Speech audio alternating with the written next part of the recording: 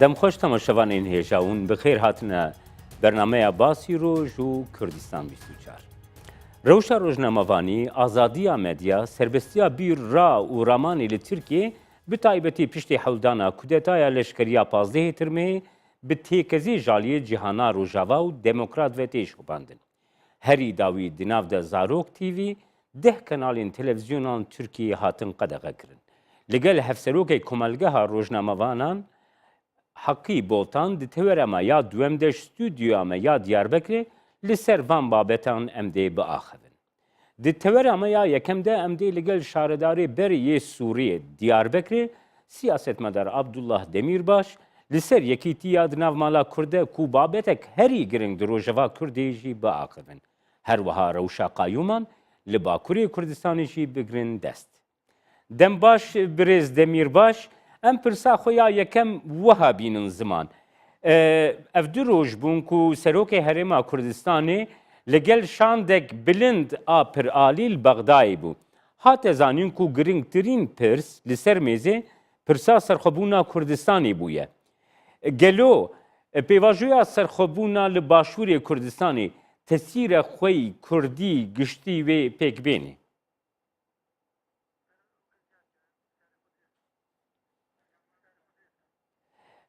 Kek Abdullah her wiha ew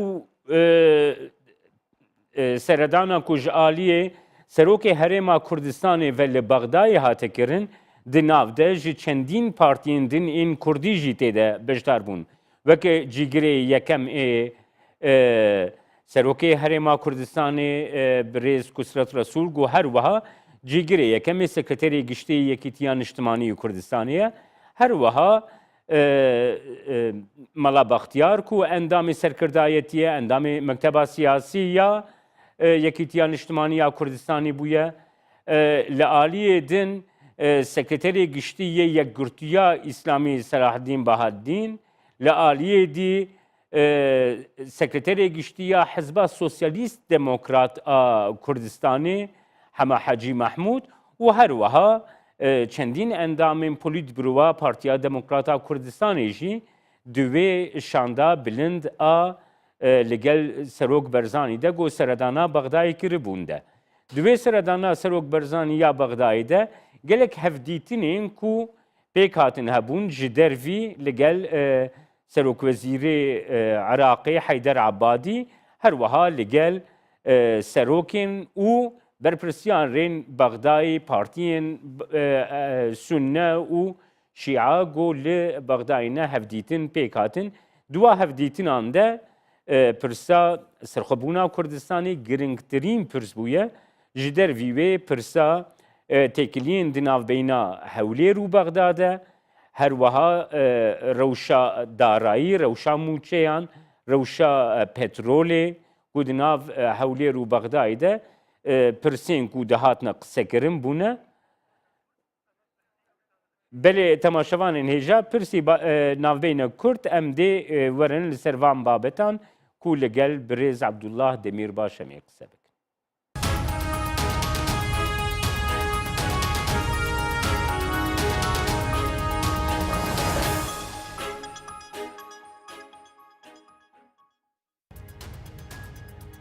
Carek din silav temaşevanên hêja bibûrin ji ber pirseke teknîkî navbeyna stûdyoya me yê Hewlêrê û stûdyoya me İstanbolê de me nikarî em destpêkê de peywendiyê dênin niha hevpeyvîna xwe em dewam dikin.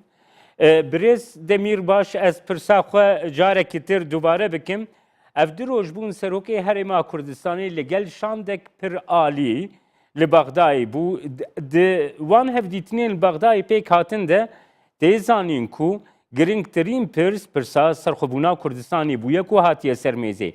Gelo bandora vê yekê li ser rewşa Kurdî giştî ango bandora pêvajoya serxwebûna Başûrê Kurdistanê li ser meydana siyasiya Kurdî li her çarparçeyê Kurdistanê çê dibe?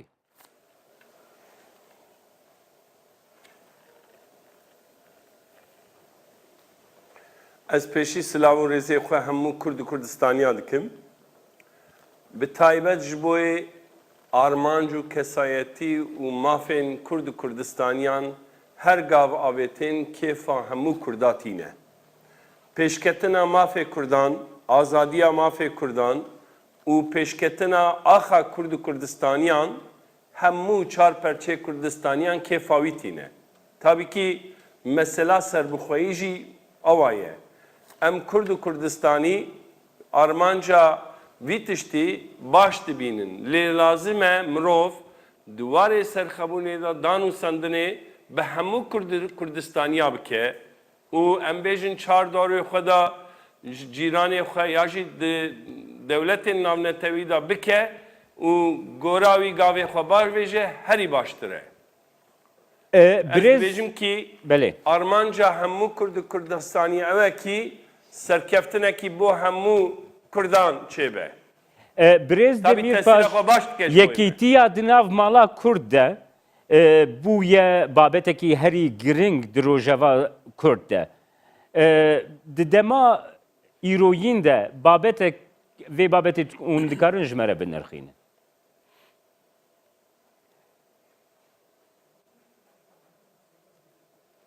Ez vî tiştî bêjim, di rojelata navîn da Kurd û Kurdistanî bûne vekoka çareseriya rojelata navîn.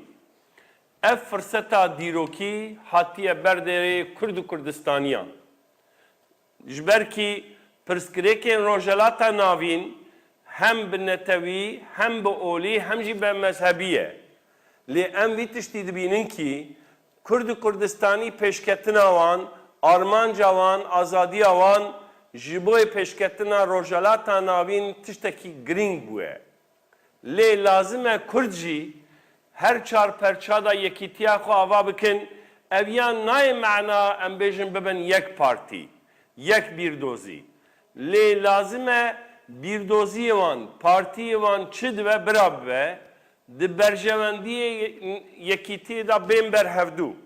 Ji ber wî sazî û rêxistin û partî û rêberên hemû Kurdistaniyan ev firseta dîrokî ji bo azadiya mafên Kurd û Kurdistaniyan lazim e bicîbînin.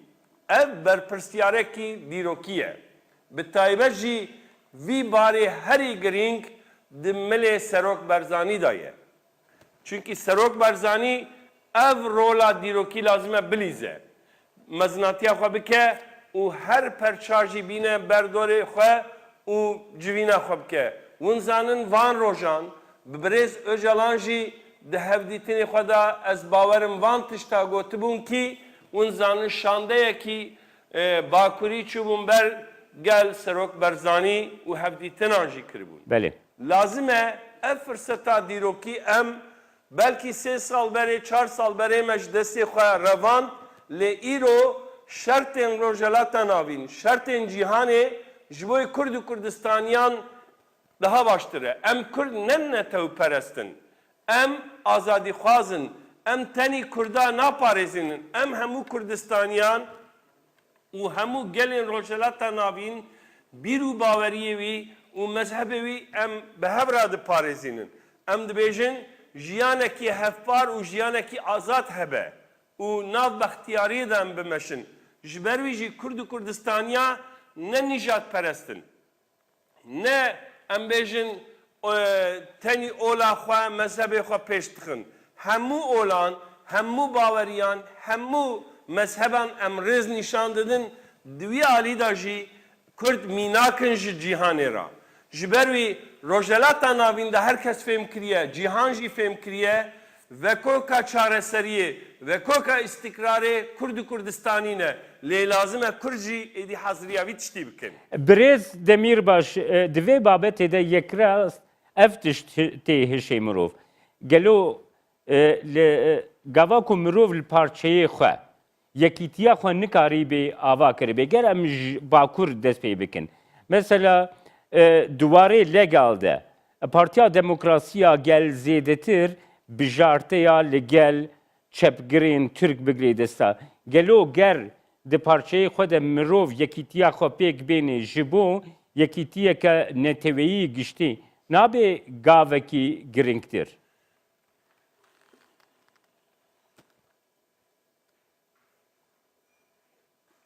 Ez vî tiştî dibêjim. Belê. elbette ki ittifaka me, dostaliya me, tekiliya me be herkesi ra tehebe. Li ev nayvi ma'nayı ki em dimala xweda yekîtiya xwe nekin. Em ê bi çepa jî, bi rasta jî, bi azadî xwazan ji demokrasî xwazan em ê ittifaka xwe çêkin. Dan û sendinê xwe çêkin, dostaniya xwe jî çêkin. Lê ev ne hemberê em yekîtiya xwe bi Kurda nekin. Li Tirkiye Bakur jî aslında em ewa difikirin. Em dibêjin ki lazim e em pêşî mala xwe ava bikin. û mala xwe avakirinê da dostê me, hevalê me, hogirê me hebe em ê wî jî bikin. Bi taybet di Rojhelata navîn da sê xala lazim e Kurd tiştekî pir girîng bibin. Xalekî yekîtiya xwe bikin. Duemîn bi der û dorê xwe, cîranê xwe, dewletê wan re û gelê wan re têkiliyê xwe xurt bikin. Sêyemîn bi cîhanê da dostê xwe zêde bikin. û ev ya hersî jî bi hev re bikin. Em tenî mala xwe ava bikin. Der û dorê xwe, cîranê xwe ra têkilî daneynin, dostaniya xwe zêde nekin, ti neyarê me jî zêde bibin. Sêyemîn dostê me cîhanê, dan û sendinê me jî buwan ra çê nebe, îcarê cîhan ti neyarê me be. Lazim e em van sê xala bi hev ra bibin. Ev sê xal bi hev re herin. Ji ber wî ev xal nabe sebebê ew. Ne tenî ji bo Bakur em dibêjin. Başûrî jî, Rojhelatî jî, Rojavahî jî lazim in vî tiştî pêşî bidin ber xwe. Em mala xwe ava bikin. Belê Birêz Demirbaş. Birêz Demirbaş rexne di wî warî de hene. Tê gotin ku ji civatek neteweyî zêdetir, civatekî ku pirsgirêkên xwe yî neteweyî zêdetir bigirê desta, civatekî siyasî, îdeolojîk tê avakirin, ew jî welê dike ku civat ji hestên xwe yî neteweyî dûr bikeve.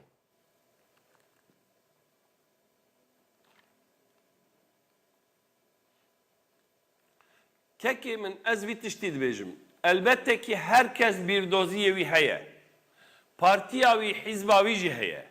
Lê hemû partî, hemû hîzb, hemû bîrdozî ji bo armancekî ne. Partî, hîzb, sazî, bîrdozî hemû ji bo em bêjin armancekî vasıtan e, aracın. Ji ber wî armanca me hemûa çi ye?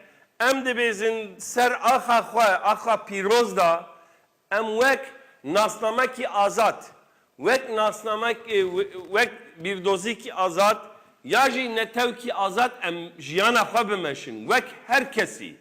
Em nabêjin bira netewa me ji her kesî zêdetir be.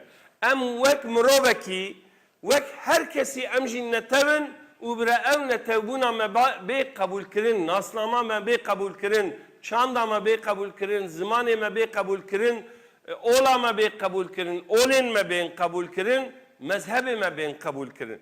Em vî tiştî dixwazin, ne kêm ne zêde, em nabêjin yek Kurdekî cîhanê bedele. Em dibêjin Kurd jî wek her kesî însan e, mirov e, mafê wî heye, ew jî azadbûnê dixwaze. Ji ber wî ez bawerim hemû partî, hemû sazî lazim e bi vî tiştî bikin. Em rexna xwe hemû partî xwe siyasetiyê xwe dikin. Em ne kêm ne zêde, em yek hizbekî rexne bikin, lazim em pêşî rexna xwe li xwe bikin. Eger yekîtî nabe hemû partî ji vîya ez bêjim berpirsyarin. Bira kes xwe dûrê vê tiştî nebêje. Bêje ki wala ez hizbek başim, li hîzbê din nebaşin. Ev ji me re nebaş e. Em vî tiştî bêjin. Ji bo yekîtiyê min çi kir? Ji bo netewa Kurd û Kurdistanî azad be me çi kir? Herkes bira ji xwe vî pirsê bike. Pêşî xwe rexnedayîna xwe bike, paşê rexna xwe li hîzbê din bike. Ango mirov ji xwe dest pê Eger em bike. ewa bikin, ez bawerim em ê pêşketinekî bikin. Me heya me hevdû rexne kir, me çi kir? Çi ket destê me? Belê. Fermû. Em vî tiştî bifikirin. Hîzbekî zêde bibe gelo pê qezenc dime? Na. Hemû sazî û rêxistin û hîzb, hemû bîrdozî lazim e di müşterekên en hendiktirîn da bên ba hevdû bêjin ki em berjewendiyê netewî ser doza me ye, ser hizba meye, ser saziya meye, rexistina meye. Belê. Eger em ava bêjin em ê qizim. Kek Ev jî ev şert jî müsait e. kek Abdullah em derbasî rewşa qayyûman bibin. Bank çêbûn. Li Türkiye piştî hewla kudetaya leşkeriya pazdehê tirmehê rewşekî awarte hate ragihandin. Di vê rewşa awarte de diyare ku gelek qayyûm bi taybetî li şaredariyên Bakurê Kurdistanê pêk hatibûn. Di vê rewşa qayyûman ev girtina îradeya azad tu wan babetan şawa dinirxînî.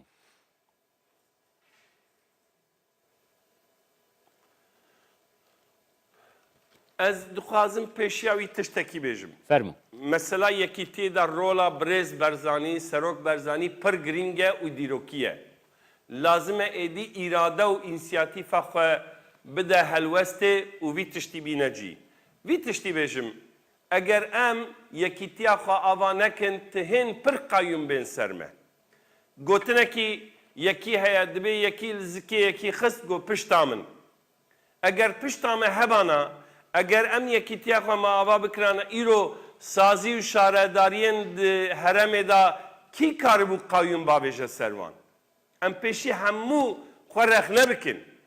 Eger ev em bêjin ser şaredariyên heremê da eger îro qayyûm hatiye havêtin demexkî me xwe îrade nekiriye, me hevgirtina xwe piştgiriya xwe nekiriye kî îro wî quwetê dibînin.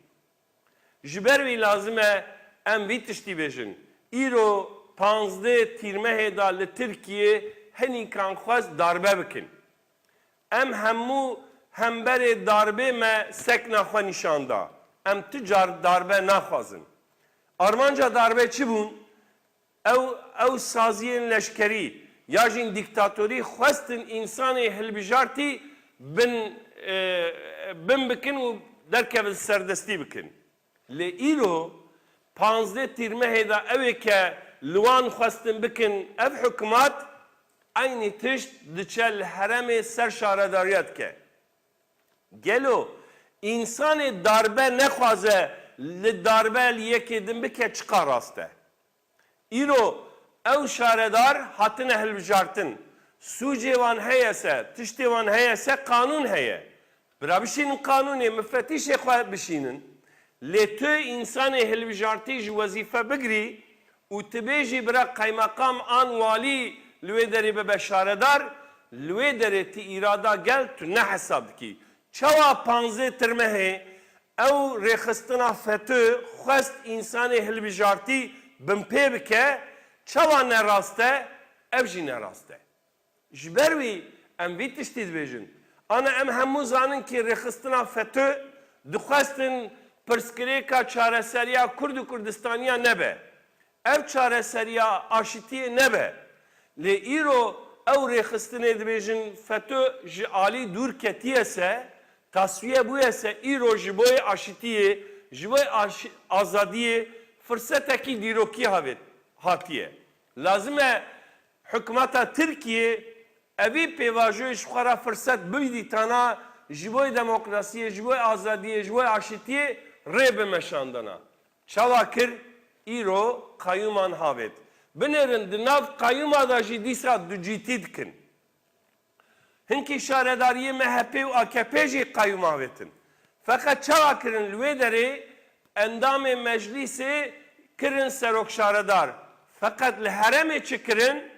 Gotin ki bira ya valî ya kaymakam bibe serok şaredar. Ev ya di Türkiye dibe sebebê du alîbûnê. Yani dibêje ki em ji HDP'liya ra ji Kurda ra tiştekî din dikin, ji êdin ra tiştekî dikin. Ev ya polîtikakî ne baş e. Polîtikakî em bêjin du alî Wê çaxê tu însan daha bifikirin tiştê ne baş. Ji ber wî ez vîya rast nabînim. Îro 12 heb televîzyon û gelek Birêz Demirbaş. Birêz Demirbaş te babeta pêvajoya çareseriyê babeta pêvajoya aştiyê got carekî tir li Tirkiyeyê dest pê bike te anî ziman. Di wê babetê de di demekî berî demekî Kurd delegasyonekî bilind ya HDP seredana Başûrê Kurdistanê kir û di vê seredanê de Serokê Herêma Kurdistanê Mesûd Barzanî her wiha Serokwezîrê Hikûmeta Kurdistanê Nêçîrvan Barzanî rêxistinên Başûrê Kurdistanê piştgiriya xwe ji bo destpêkirina pêvajoya aştiyê de anîna ziman û her wiha diyar kirin ku bikaribin rolekê bilêzin ew amade ne vê rolê bilêzin.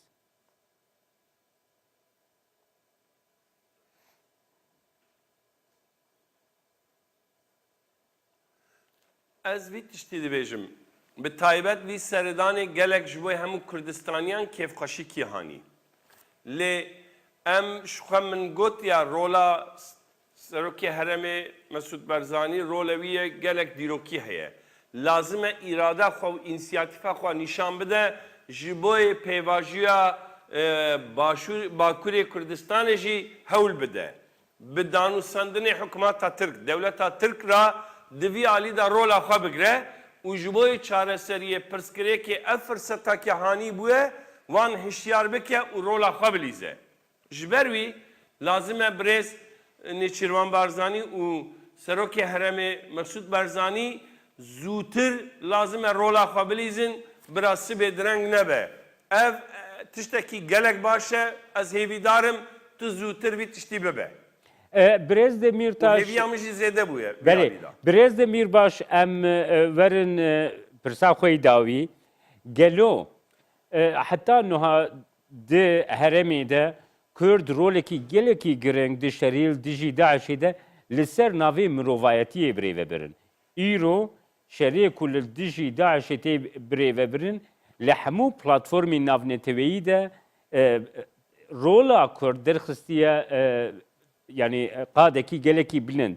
Lê bi taybetî rola Kurd wekî di rolekî eskerî de hatiye dîtin. Li gora bîr û bahweriya te rewşa Kurd, rewşa Kurdistanê bi taybetî li Başûr û Rojava wisa kiriye ku Kurd duwarê siyasî de jî dikarin rolekî giring bilêzin û li ser mêzê danîş.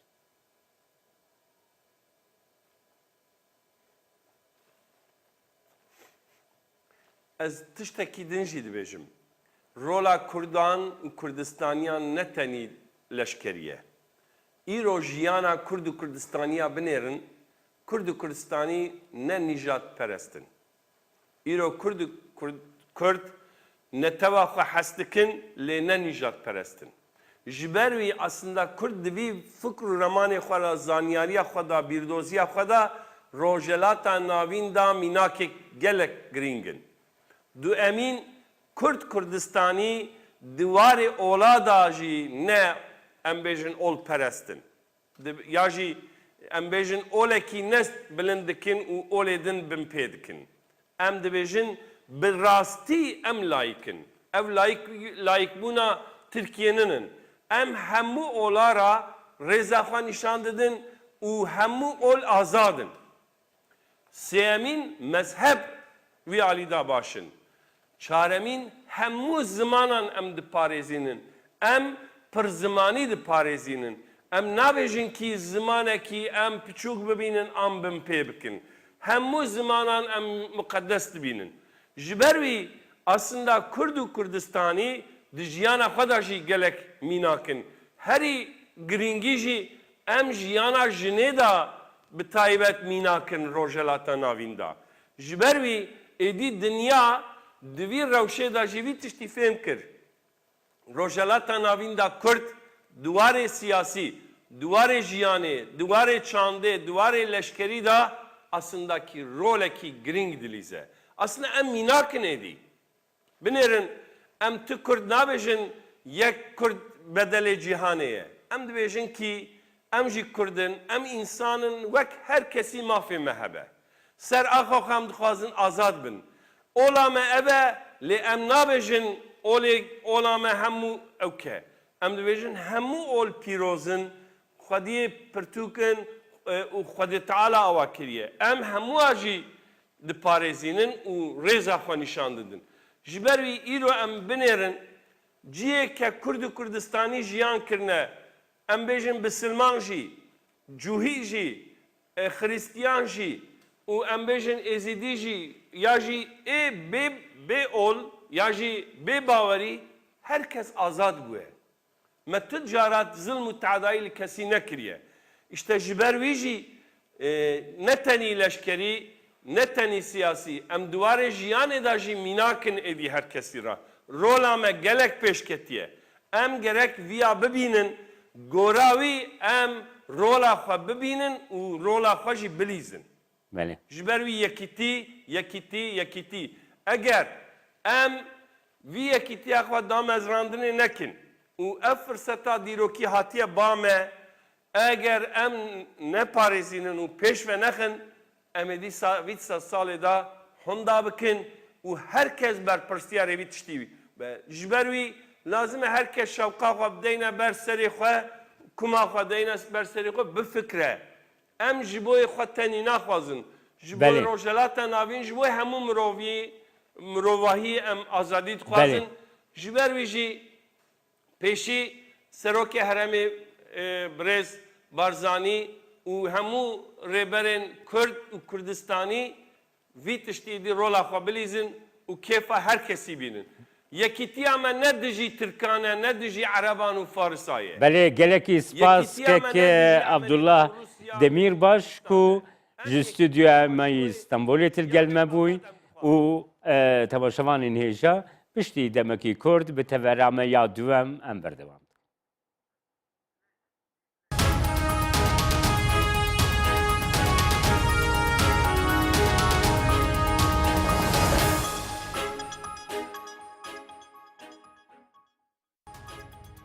جارek din silav temaşavanên hêja di tewerama duem de em ê li gel Hakkı Boltan hev serokê komelgeha rojnamavanên azad qise bikin.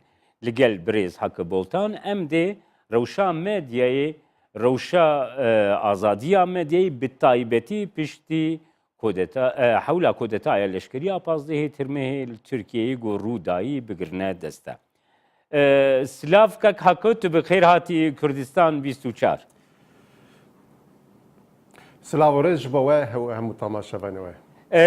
Birêz Boltan em babeta xwe wisa dest pê bikin duhî li Tirkiyeyê 10 kanalên televizyonê hatin reşkirin ekranî wana.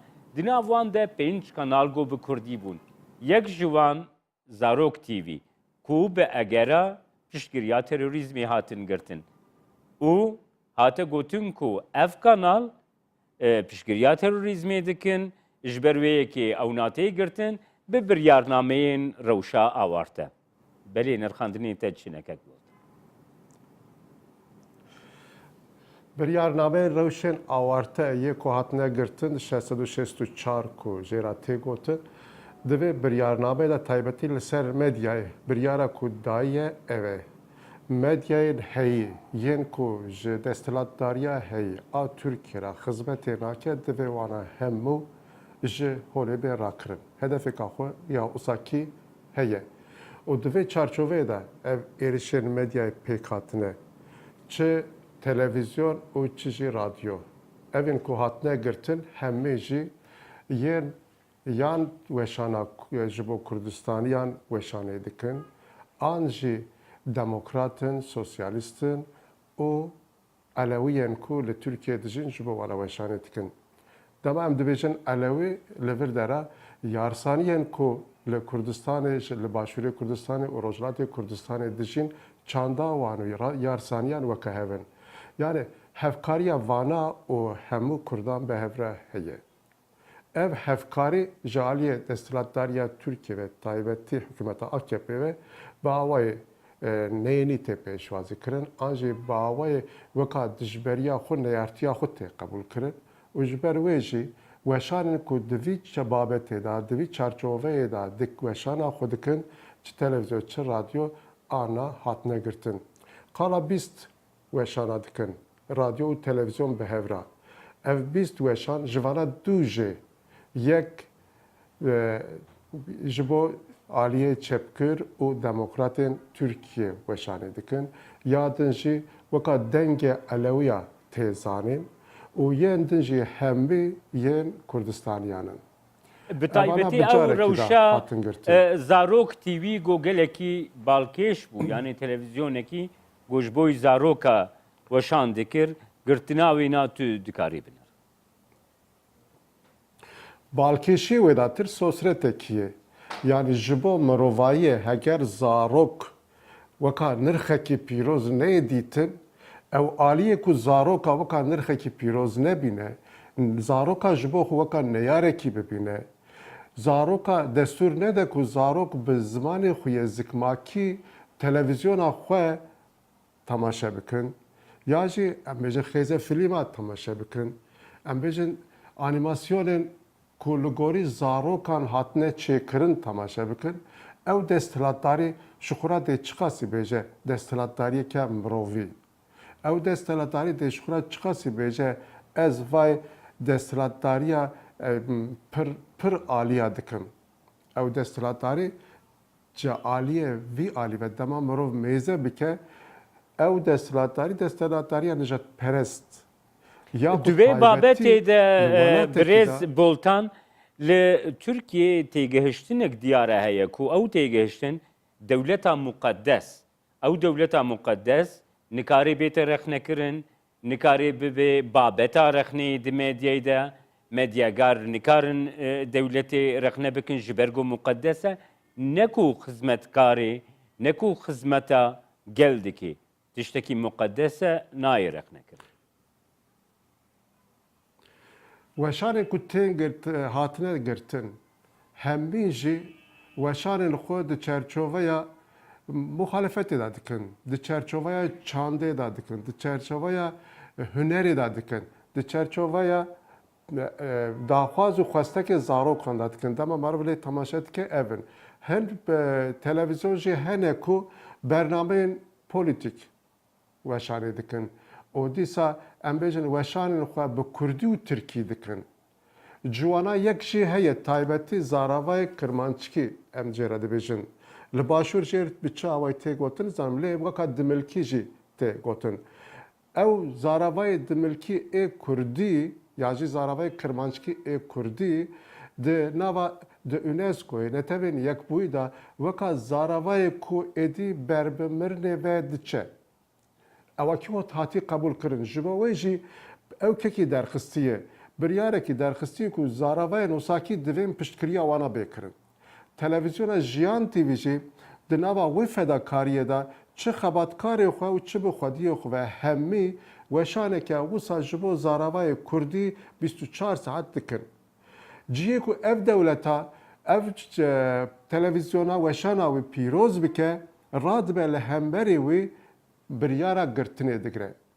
Ji ber wê jî mirov anha li Tirkiyeyê taybetî li Bakurê Kurdistanê hemû pêkateyên heye Kurdistanî û yên ku ne Kurdin li Kurdistanê dijîn hemiya ji bo xwe weka dijber û neyar dibîne.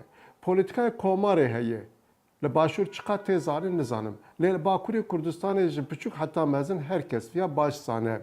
Polîtika îmkarê polîtika komarê ya Tirkiye bi xwe ye.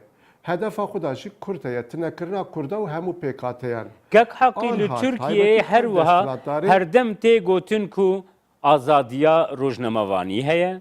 Lê rojnamevanî bi xwe sazûmana kontrola hikûmetê, sazûmana kontrola devletê, sazûmana kontrolên desthilatê bi xwe ye.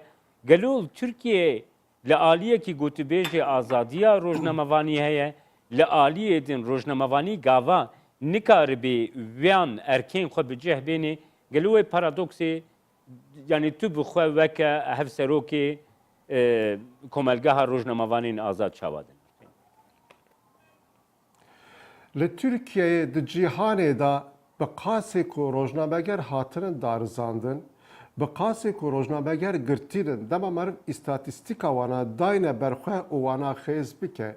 Bi awayê matematîkî, Tirkiye bi qasê hemî cîhanê bi giştî li hemberê rojnamegeran êrişkar e. Eva di girtîgeha da diyar e. Anha li girtîgehên Tirkiyeyê بقاسی چار جارا لجیهان روزنامه‌گر گرتینه ji Çinê pirtir, ji İranê pirtir û hemû dewelatên totalitar û dîktatör tîranan pirtir li Tirkiye rojnameger girtîne. Hela îsal bi taybetî sazî û dezgehên ku anha hatine girtin rastî êrişan hatine desteser bûne malê wan, milkê wan, avahiyê wan hemî hatine mor kirin. Ewana dema ku em raporê wana dikirin mehane em bi pêra nagîjin. Êdî wisa dibe ku virt têrî nakin. Em wan bin pêkirinin ku tên kirin em binivîsînin ku mehane bi raya giştî re parve bikin.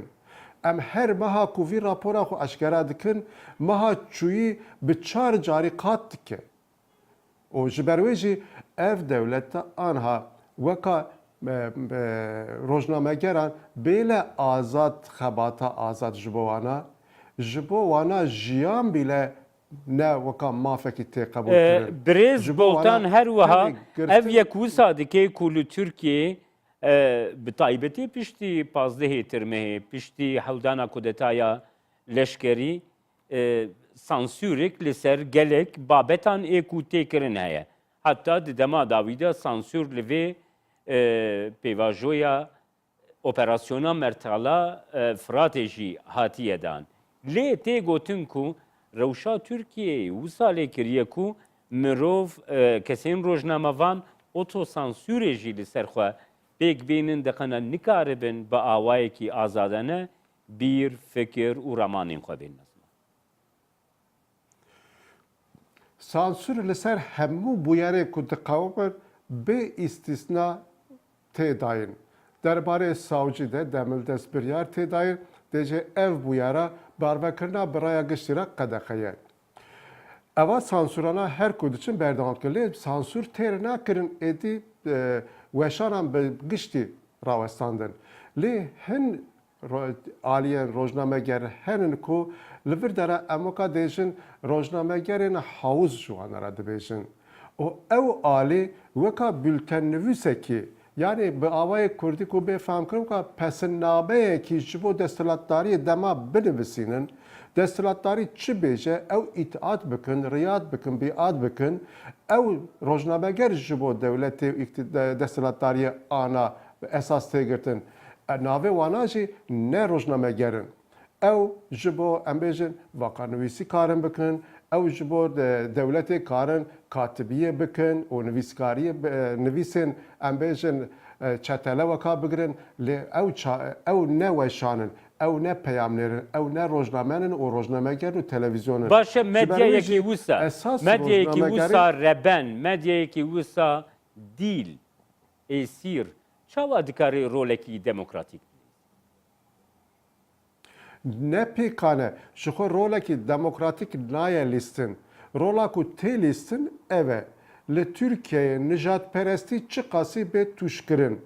Şûrê nijadperestiyê li serê Kurda, li serê demokrata, li serê sosyalîsta, li serê em bêjin PKK'yên heyî û yê ku ne sûneyên tundrew yê ku piştgiriya dewletê dikin, li serê wan nijadperestî, şûrê nijadperestiyê tê tûşkirin û gotin di cî de be rojekî dêwere weka dewleta İslamiya Daişê ew şûrê nijadperestî bi awayê wî usulê jî dê bi karanên yek.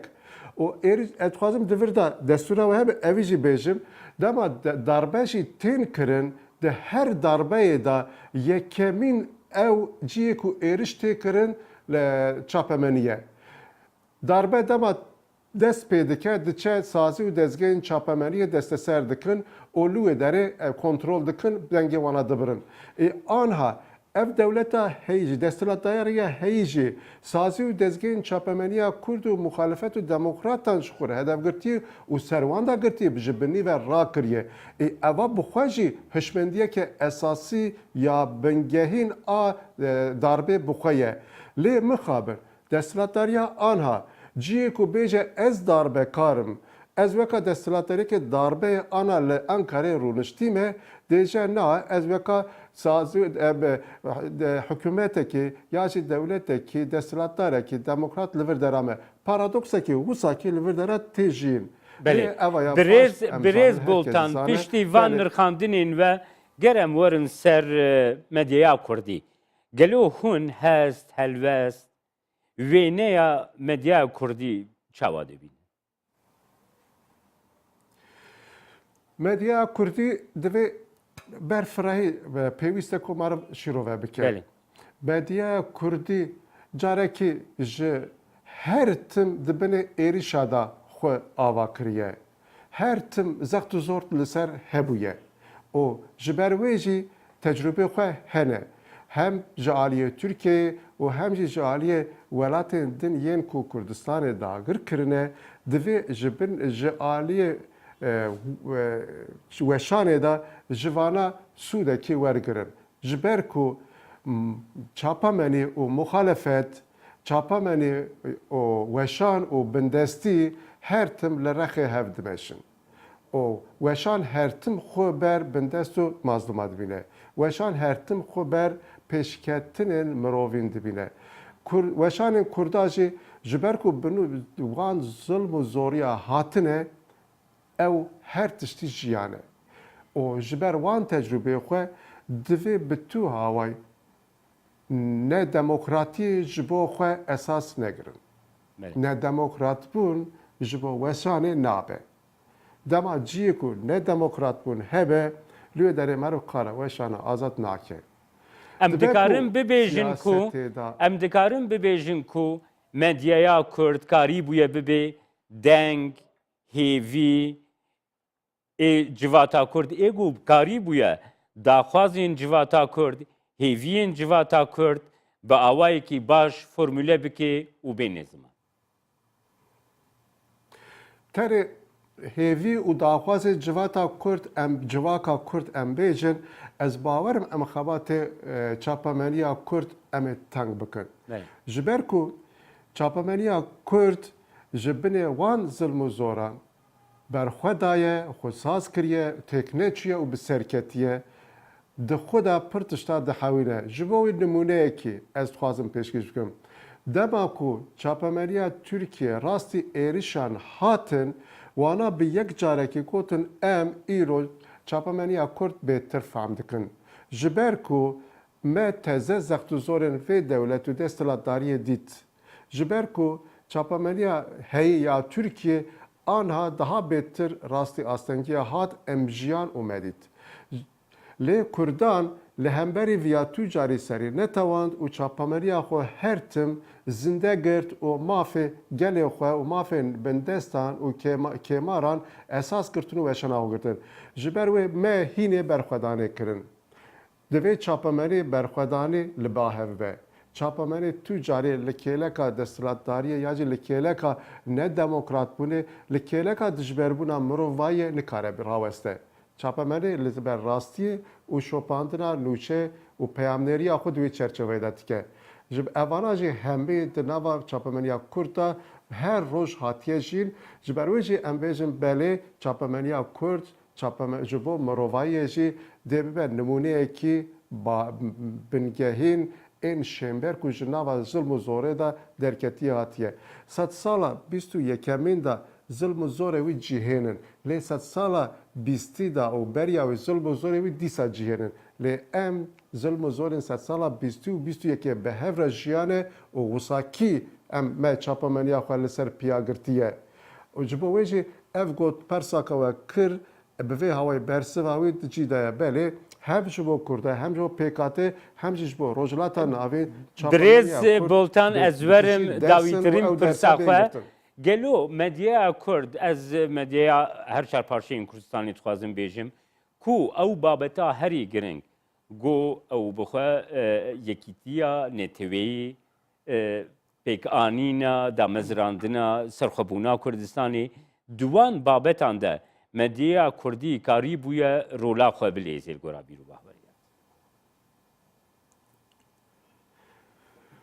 Medyaya Kurdî ji aliyê parçebûnê da divê ewkekî hebe. Yani divê çawa ku em dêjin Başûr, Rojhilat, Bakur û Rojava پره جاران وساکی پینه سکناندن هیه وکا پینه کو herkes parçaya خواه بپارزه او دوی جاره که جوی تنگاسی به درکتن بوی حالتی شخورا چکرنا زندانا جبو چاپمانی سینورن او سینورنا دوی هم چاپمانی خورا دانینن او چاپمانی کو باکور دا وشانه دیکه چار پارچه کردستانی دا جی همو وشانه تکرن جبو خواه جی شوپاندنه ببینه oraya giştira bu haleti bu rastı u kazayı parvekirne rol misyon vaka rol misyon şkur bibine parça entinici o sakinin dibe ku Bakure Kurdistan mestir be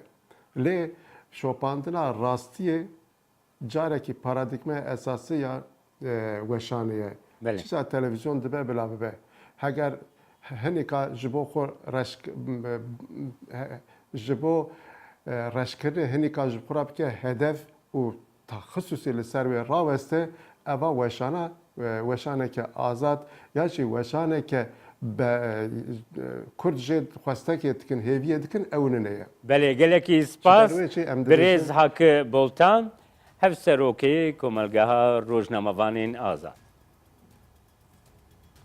ام سپاس دکن و جبو و تماشاوان و سلاو رزق پیشکش دکن دبیجن دم باش تماشاوانین هجاب وی اوایی مهاتن داویا برنامه باسی روز جائرو حتی برنامه یک دنا باسی روز هر شادو